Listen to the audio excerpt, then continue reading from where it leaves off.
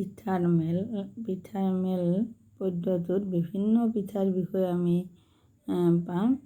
আৰু আমি প্ৰথমতে পঢ়ি গৈছোঁ, পঢ়ি যোৱাতে মনোযোগ দি গ'লে আটাইবোৰ পিঠাৰ কথা আমি জানিব পাৰিম। প্ৰথমতে আমি এবাৰ পঢ়ি লওঁ। পিঠাৰ মেল কবিতাটো পাঠ 4ত আছে। অকমানিহঁতৰ ভৰালি কোঠাত বিহু উৰুকা ৰাতি, পাচিত বহি পিঠাবোৰে আছিল কথা পাতি। চুঙা পিঠাই মাতিলে খপৰাই, খলা চাপৰিয়া বাই, দেশৰ কথা দহৰ কথা শুনিছনে নাই। টপা টপ ৰসৰ গোল্লা মুখত সোমাব পাই, লাৰু আৰু পিঠাবোৰক হাই ঘিণৰ চকুৰে চাই। পিঠাৰ এই ঘোৰ অপমান তালৈ কোনে কৰে কাণ, এইদৰে হ'লে আমি বেছি দিন জীয়াই থকাই টান। এই দেশত আৰু বেছি দিন নাই আমাৰ ভাত, কিয় কৱ তেনে দুখ লগা কথা সুতুলিয়ে দিলে মাত। ফেনী পিঠায়ে দিলে উত্তৰ ফেন উলিয়াই, হওতে আমাৰ চুঙা বোপাই মিছা কোৱা নাই। আজিকালি আৰু অকমানিয়ে নাপায় আমাক চিনি, লুচি লাগে বিস্কুট লাগে, লাগে চাহ পানী।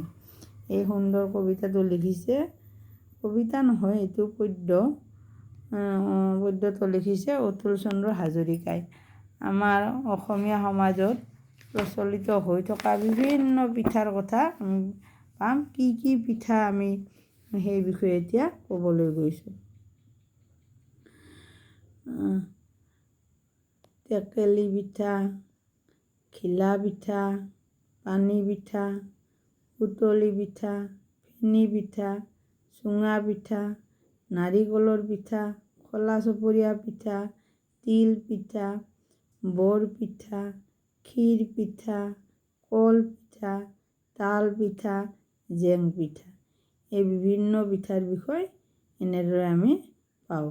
এই পিঠাবোৰ আমাৰ অসমীয়া সমাজৰ আমাৰ বিহু বা যিকোনো আমাৰ ট্ৰেডিশ্যনেল উৎসৱ পাৰ্বণত বিভিন্ন পিঠাসমূহ